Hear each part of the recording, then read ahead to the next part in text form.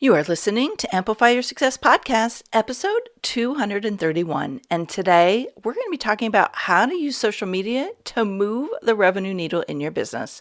You ready for this? Let's get started. Welcome to the Amplify Your Success Podcast. Get ready to ramp up your revenue, amplify your impact, and make your mark in the world.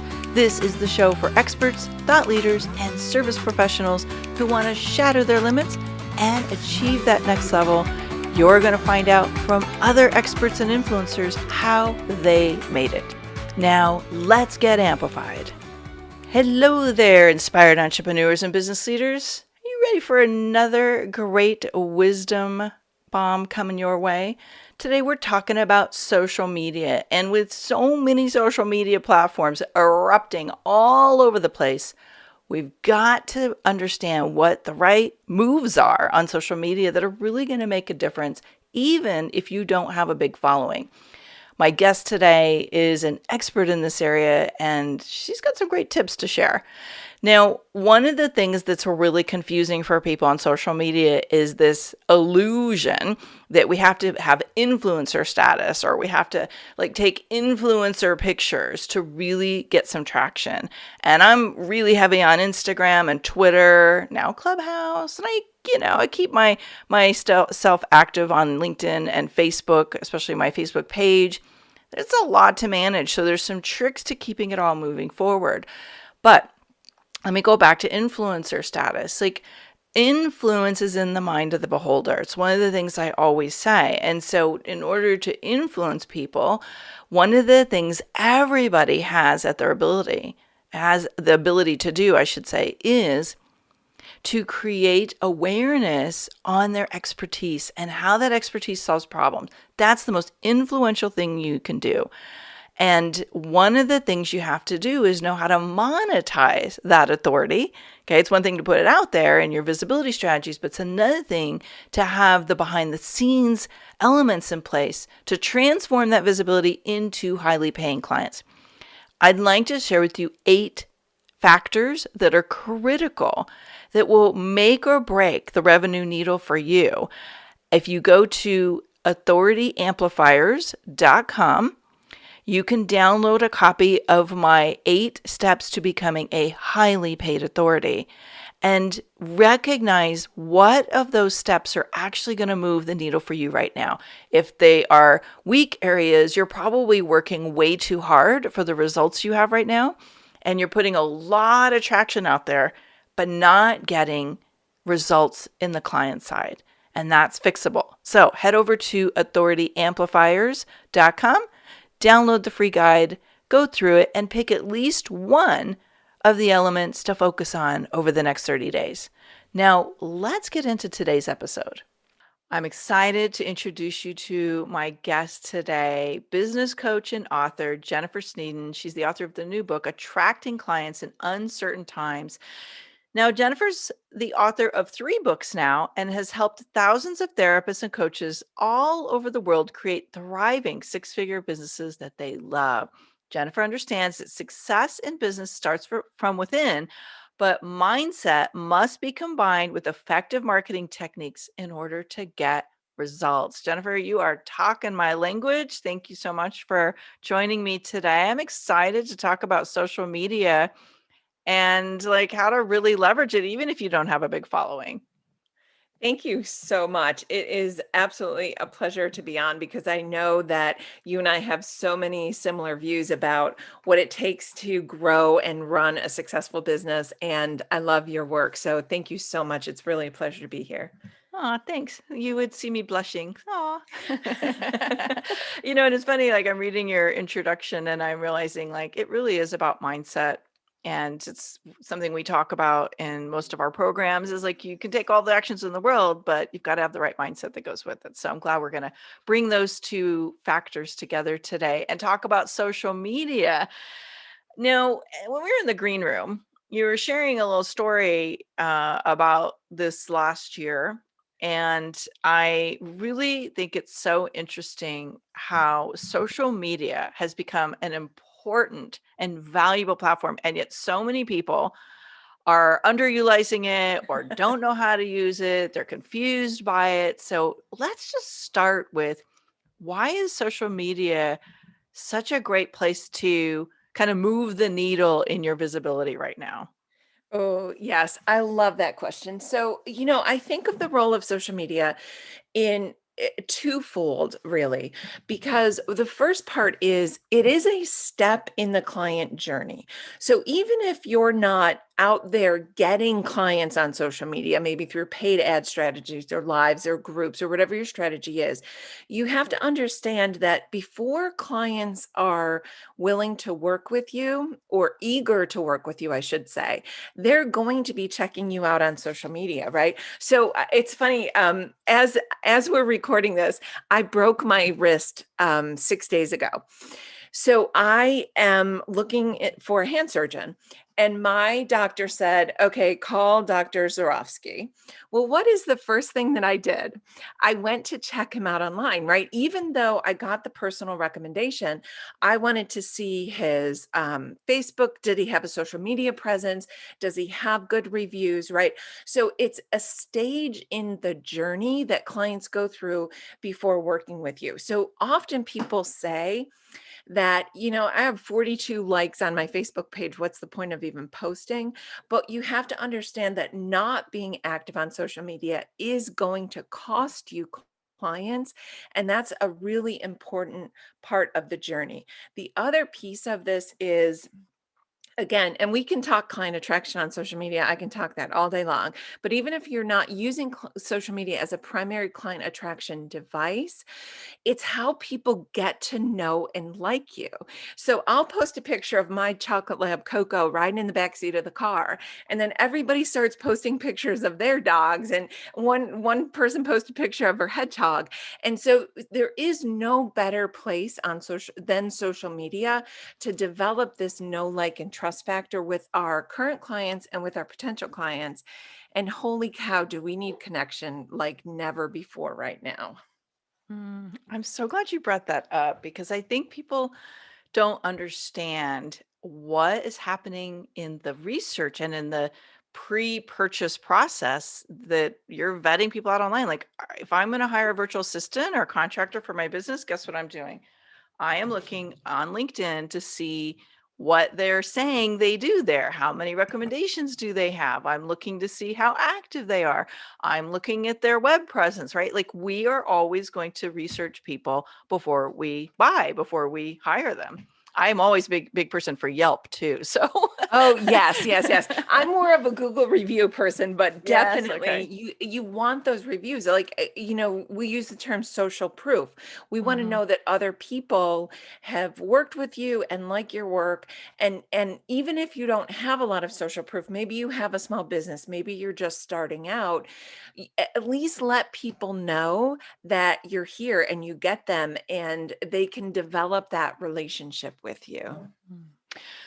Well, you mentioned something that I know comes up for people that I talk to about their brand presence, and that's the size of our following, right? Because Yes.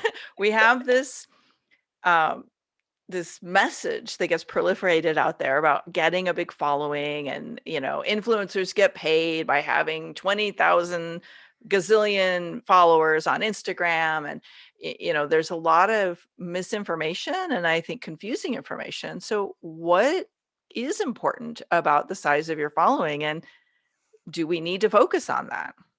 Oh, this is a good question. Do you remember, Melanie, the first time you got a follower that you didn't actually know in real life, like somebody that wasn't your mother? I remember that day that I was like, oh my gosh, a real person that I don't know is following me on social media. And it was super exciting. Jennifer, I still get that way. I do a little happy dance when somebody new follows me on my Facebook page. I'm like, oh, somebody new. I Yeah. think it always happens, right? Yeah, and it's exciting because you know that your message is getting out there in the world. But, Melanie, you've got a large social media presence. You started with 0 followers. I started with 0 followers. Like, everybody starts at 0, and you can't minimize where you are because you're at 0 or 10 or 20 or whatever number that you're at. So if this is where you are right now, I really want you to hear that it's okay because um people, as we talked about before, like they're using this as part of the research process. So as long as you've got content, the people that want to work with you have something to connect with, and they'll want to follow you. And you also have a lot of what we kind of call the invisible followers, right? They're checking you out on social media, even if they're not necessarily following you, which is why it's so important to have really good content. And the other piece of this is, if you're really relying on social media as a client attraction strategy, which I love and I highly recommend, it's our primary client attraction strategy for my business, that's not based on your followers. So you could have a page with 82 people that like it and still promote your services to 100,000 people all over the world, and they could fall in love with you through paid ad strategies. So don't feel like your audience, your followers, determines how many people can see and hear your message on social media. You need to disconnect those two things in your mind, because paid ads is how you build your audience and how you do more outreach work. Okay, we're going to dig into that in a minute because I know that's another thing that gets people a little uh, uh, spinny. It's like the idea of doing ads, right? Now, you referred to some things that make me think we're talking about Facebook here. So do you have a preferred platform for entrepreneurs and service professionals that we should really be paying attention to?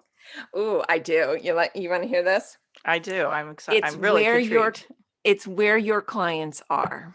Ah, So my clients are on Facebook. Facebook gets 90% of my time and attention and love. Many of my clients are on Instagram, and they don't even bother with Facebook. So this really comes down to knowing who your client is and knowing where they are, because I really encourage people to be where your clients already are. It just makes your life so much easier in every aspect of your business. So if your clients are on TikTok, that's where you need to be.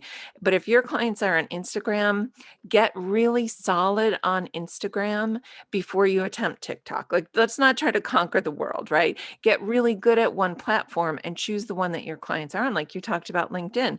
If that's where your clients are, that's where you want to be. If not, it's Instagram, it's Facebook, it's TikTok, it's wherever you're going to get the easiest connection with your potential clients. and we've brought up a couple of different platforms. Let's say somebody thinks their clients are on all of them, right? Yep. So we don't necessarily need to be everywhere all the time, but do you have a suggestion for 3 or 1 or cross promote, or what's your best tip there? Yeah, so I always like starting with one. And if I were starting from scratch today, I would start on Instagram. I came to Instagram pretty late in the game, and my Facebook presence has just always remained a lot stronger than my Instagram presence. But if I were starting brand new today, I think I would start with Instagram, because it's got a lot of great energy around it, and it's got some real flexibility around it. When we're talking in terms of where you're posting content, when we talk in terms of if you're running ads, where you want to run ads, then I think Instagram and Facebook is absolutely, master that, and then go play with what's next and what's next and what's next. Hmm, I love that. Okay, so let's explore. Let's say somebody's like, "All right, Jennifer, I'm in. I'm going to do this. I know I got to get better at social media," or they're thinking of outsourcing it to somebody. What are the kinds of things that really get better traction on social media right now?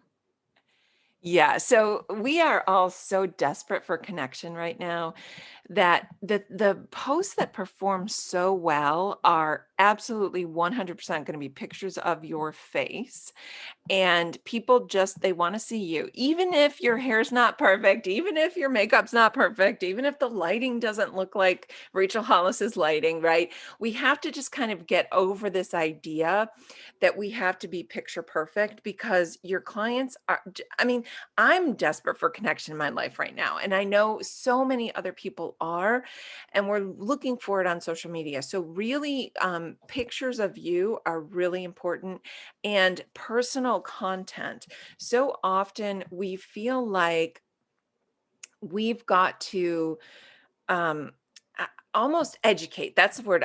Almost educate through social media, and that's good, but what really bonds people to us are the posts, if I post a picture of myself, I people gift me the best coffee mugs, and when I post a picture with a silly coffee mug, that gets the biggest engagement. Or if I post a picture of my dog, or just where I am at a restaurant or something like that, people really want to know you, because that's what you have to offer to them, that connection and that relationship.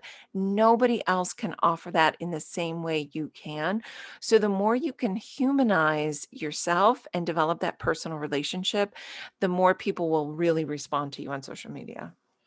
Okay, so I had to open up my Instagram while we were talking because I'm more of an Instagram than a Facebook person. And I was looking back over my posts, and anything that was like me telling a story Oh, or stories, yes. behind the scenes. Like I just posted a picture of the retreat goodie boxes that we're packing up for my Amplify Your Circle members. And things like that, I outperform almost 5 to 1. I've noticed. And Whoa. video, definitely video, we get good traction with too. Yep. Yep. So how does that translate to okay, so I gotta dig a little bit deeper into Facebook because I will just say straight out, I know Facebook's effective. I have a love-hate relationship with it, right? Because there's so many places we have to be on Facebook. We gotta have a page, we gotta have our profile. We're not supposed to put business stuff on our profile. We've got groups. What are you seeing that's really working best for your clients and what you're teaching? Where should we be present there? With specifically with regard to Facebook? Yes. Definitely on your page. So if you're, let's call it, a social media dabbler, focus on your page, right? If you're all in and you thrive on social media, you love the connection, do a group, because they've got a lot of momentum right now. But don't weigh yourself down with this. Just know that there is no better vehicle to share your message with the world, reach new people, and really make a difference in your work, even if you never know who these people are, then than social media, whether it's Instagram or whether it's Facebook. And really, what so many people do is they'll post on Instagram and then just share it to Facebook. If Instagram's your personal, or I'm sorry, your preferred platform, that's perfectly fine to do. What I don't want people to do is burden themselves down with this, because when you start to think, I've got to post something on Instagram and then something on Facebook, and now I've got a group to manage, and oh, wait a minute, I'm supposed to be running ads. Suddenly, this whole big thing falls apart because you're just never going to do it. So, what energizes you? Is it a post a week on Instagram? Great. That's where you should be. Is it, running Instagram and then some paid ads? Great. That's where you should be. Social media is so important that you have to find a way to make it work for you. And if that means just a bare bones presence, that's okay. It's so much better than posting nothing. Mm, yeah, that's great advice. And again, it goes back to like, where's your clients, as you were saying earlier, and what are they responding to? Do they respond more to the video? Do they respond to the post? Is it a combination? Yeah, it's testing, isn't it? It is very much testing, and for a lot of people, and maybe this is true for a lot of your listeners, it's about going a little more personal than you think you should with regard to business content. Say more about that because I'm making up a story that I think I know what you mean, but I would love to hear what you mean by that and maybe an example. Okay, so a client of mine, she does Reiki. Okay. So you would think that her Facebook page should be about, well, Reiki. But actually, the biggest posts for her are the ones that seem a little bit more personal. Pictures with her grandchildren. She did so we offer a social media subscription service where we provide people with all of their social content every month. So we get like a sneak peek behind the scenes in terms of post performance and what really works. And what works the best are the silly posts, like post a picture of your desk clean and organized, or is it a disaster zone, or post a picture of your pet, things that get people engaged and that are really fun. We love the 311 formula, and we teach this to our clients, and we do this in our subscription service. 3 fun or inspirational posts, 1 really educational post. So if I use Carrie as an example, Reiki can benefit this, and this, right? It's an educational kind of post. And then 1 promotional post. Come to my Reiki workshop next week. I've got 4 seats left. So we're using those 3 posts to be silly, to have fun, to build connection. Then we're using 1 post to just really do what we call authority positioning. Let people know, okay, I got this. I know what I'm doing here. And then 1 really promotional kind of post. That's so helpful to have it broken down like that. That's pure gold right there. I'm glad that was helpful. Well, I think of it like when we're listening to these podcasts, and as you're listening in right now, like imagine what could be different for you if your social media formula was easier, right? So it's like 3-1-1. Okay, did I do my 3? Did I do my 2, 1, my promo, my authority positioner, and just being able to do that. And I love that you offer this, Jennifer, because a lot of people don't do it because they don't have the time and they forget. You know, I Where this oh, where this go ahead. came from is I used to teach people how to do social media well. And I had what I consider to be a fantastic program that people bought and nobody ever did it. And so I was talking with my marketing manager one day and we said there's got to be a better way, right? Like there's such a mental hurdle around social media that let's just do it for them. Because if you never even have to think about it, if you can copy and paste and you're done, then at least you've got something. Because what I hate is when if you imagine a client like this Reiki practitioner, for instance, let's imagine that you're researching her and you go to Carrie's Facebook page and you don't see a post for the last 9 months. You're going to presume that she's not seeing clients or patients anymore and you're on down the road to somebody else. And I hate when I see people losing clients from social media. So whatever you can do to make it easy so that you will actually do it, that is so much better than doing nothing. I'm glad you keep bringing that point home because it's true. And I can't tell you the number of times I've looked for a contractor, say a virtual assistant, and I look at their social media and I see nothing. And I literally click away because I'm like, yep, must not be in business anymore. Yes, I know And that's so true. and here's the other big thing, and I know that Facebook personal profiles are not necessarily for business, but have a link to your flippin' website because people are going to your page or your Yes. profile and I don't post a lot of business on my profile. I post it on my business page, but I know people go there. So I recently got very intentional about creating more of a presence there to support the people that are just going, "Hey, what's Melanie up to these days? Can she help me?" Oh, crickets. Guess not. Exactly. Yeah. Okay. So we've got to talk about something you've mentioned a few times now, posting, and then the difference between ads and how, like, tell us what we need to know there. And when do we start doing ads versus just posts? Oh my goodness. So if your listeners are anything like my clients, Facebook ads seems like stepping out of a plane without a parachute. Like this big, huge, scary thing that everybody's going to see you. All the world is going to see you, and they're not going to like what they see, and you're going to waste a ton of money, and you don't know what you're doing. So you're just not going to do it. And I really want to break through that notion because if Facebook ads or Instagram ads, you can Just to be clear about this, you can run ads on Instagram through Facebook, and that's generally what we recommend. So, running ads through Facebook or through Instagram, you can immediately, Melanie, like within the next 15 minutes, you can be in front of people that never even knew you existed that need your help. So, I really want to encourage everybody to try it. Go try it out for $5. Boost a post. This is all you need to do. Go out to your Instagram, go out to your Facebook and just boost a post for $5 and see what happens. Because what you're going to see is that you get so much wider reach. And yes, there's a lot more to it. And yes, you could spend lots of money on it. But what I really would encourage is if you can just break through whatever that stigma is, boost a post, find out what your audience is most interested in. You'll connect with new people and you'll start to build your audience that way. Mm.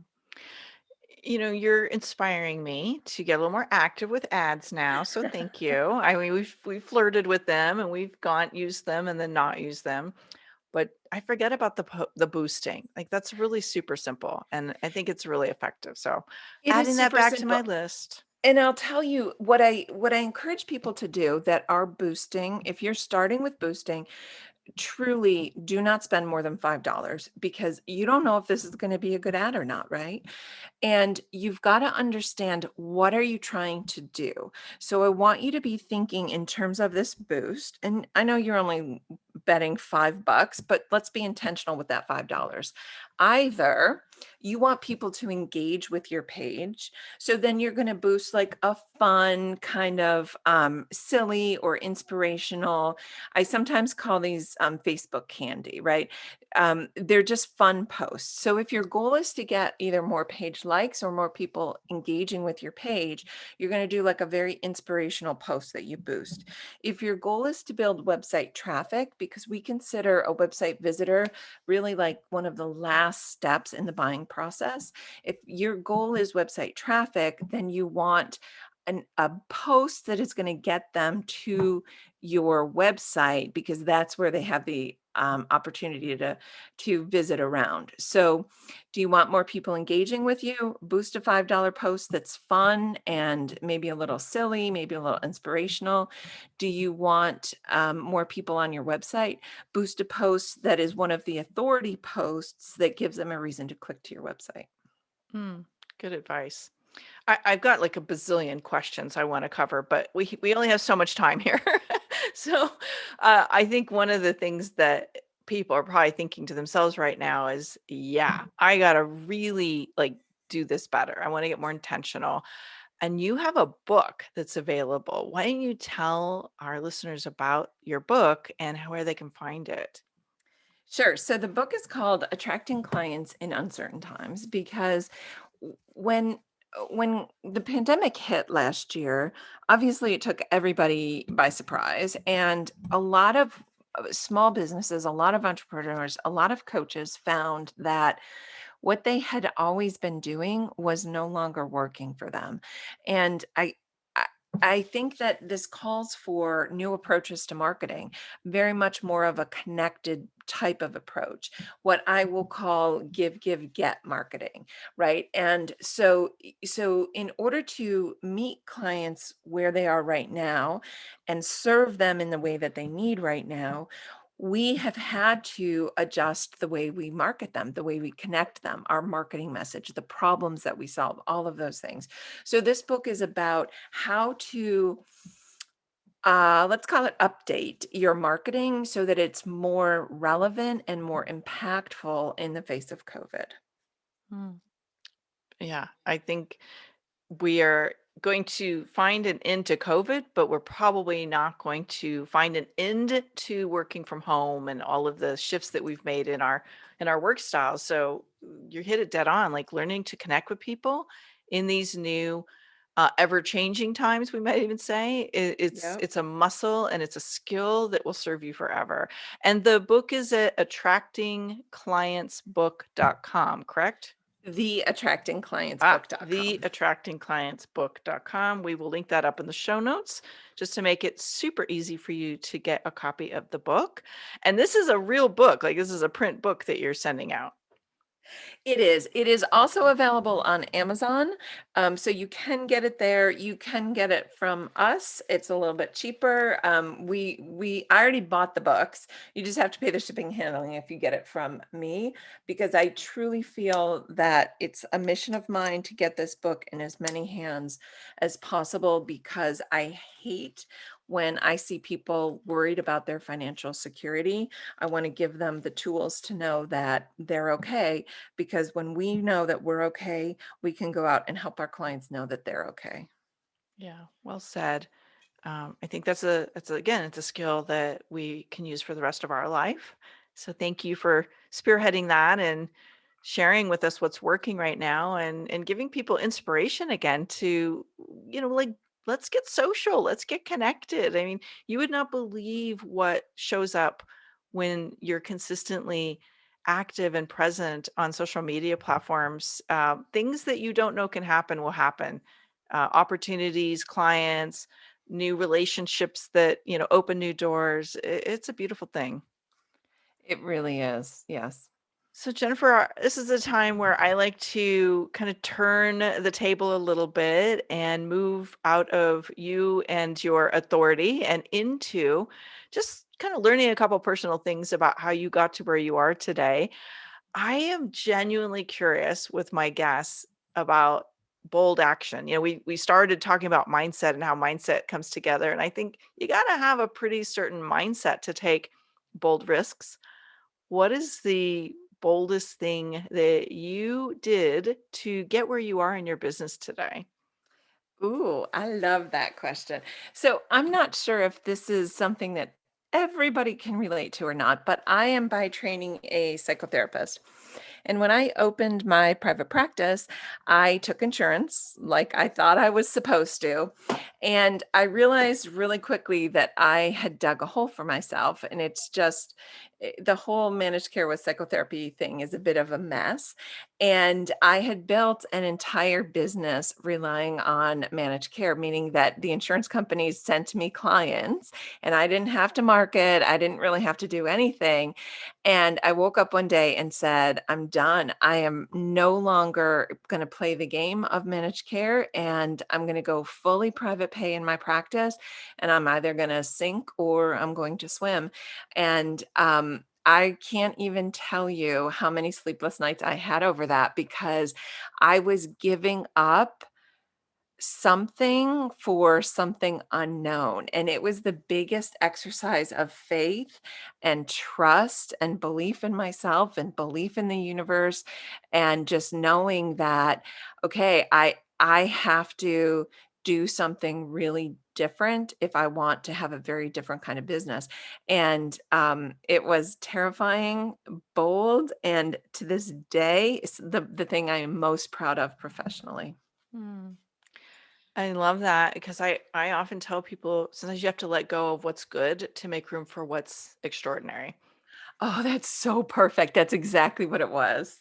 Yeah, and I could hear that in your story is you're living proof that, sometimes we have to let go of something that's good, but it's limiting us in a lot of ways to allow in that extraordinary thing that's unfolding, but it doesn't have space to grow because you're locked into that mediocre or just good enough experience. So that's a great example of that. Thank you for sharing it. And I guess the other thing that I am getting curious about for you is, I know that we all have to develop some kind of a skill that we don't start our business with to get good in business, right? I'm wondering if there was a skill or a knowledge that you had to learn and master to be where you are in your business today.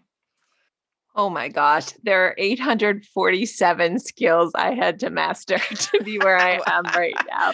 But That's going to be a whole book. if I had to choose, can I give you two? Sure. Okay. So the first thing was, I come from a very blue collar family. And I always grew up with the understanding that you work to get a break. Like, you suffer through the work week in order to get your Friday night and your Saturday off. And I came to my business with that mindset of almost like, resentment of the boss, except I was the boss. And I really had to reconfigure. I'm creating something amazing here. And I had to stop being resentful about my work. And maybe that sounds very simple to a lot of your listeners, but for me, I had to get out of the mindset of work was torture that I had to suffer through to get Saturday off. So it was a mindset shift. Very much. And then the second piece was also a mindset shift because I, same mentality, had the belief of I had to do it myself, right? And now I look back on it, of course, 16 years later, I never could have gotten here by myself. But I didn't hire a business coach. I didn't invest in programs. I didn't do masterminds because I was going to pull myself up by my bootstraps and I was just going to get it done. And of course, that was a very limiting mindset because as you know, I mean, this is what you do with your clients. You can't get there without the help of people every step of the way. And this is why the work that you do is so important because everybody needs somebody who's already been there to help them see the path. Yeah, thank you for saying that. I agree. I think it's an accelerator, Yes. and we can accelerate or we can take the slower route. Neither one's wrong, but you have to decide what experience that you would like to have, right? Yep. So, thank you. And it's funny you were talking about the mindset shift, and I was just remembering how when I started my business 21 years ago, I was coming out of a corporate gig where I worked 80 hours a week often, and I purposely stopped scheduling things for myself on Monday because I literally needed to feel like that Mondays didn't exist because I had so much dread when I would go to work. And then there was a point in my business where I had gotten really burned out and I was starting to dread Mondays again. And I had to reprogram my thoughts. I was like, Melanie, you go to work in your own business. Like, Right. this is a good thing. And I realized, like, we get to choose the framework we're giving things. And if you're not liking the way it is, change your mind or change your reality. Like, we own our own business. We're in charge. We get to create this how we want. So I love that you just brought that forward. Thank you. Absolutely. Oh, Jennifer, you are such a delight. And I'm so inspired to share this with our Amplify Your Success audience. And as you're listening in today, first of all, give a shout out on the show page or in social media, share the episode, tell us what did you get excited about today? What's possible now that you've got the formula, the 311 formula? Download Jennifer, or not download, but get Jennifer's book and let's figure out, like, how can you take this to a next level, start serving more people, start making more connections, and really leveraging what's possible in a mostly free marketing platform called social media. So Jennifer, thanks for bringing that great inspiration today. It was an absolute pleasure. Thank you so much for having me. Thanks for tuning in today, Amplifier. Be sure to join us right now in the Amplify Your Authority community at authorityamplifiers.com, and I'll share my 7 proven tips to be a highly paid expert that stands out in a crowded market. Plus, we're going to keep this conversation going, and I want to hear from you how you're going to amplify your authority and make a greater impact. Before you go, please take a minute to give our show and our guests some love over on your favorite podcasting platform. Subscribe, rate, and review. Leave your full name, and I'll spotlight you and your authority on social media.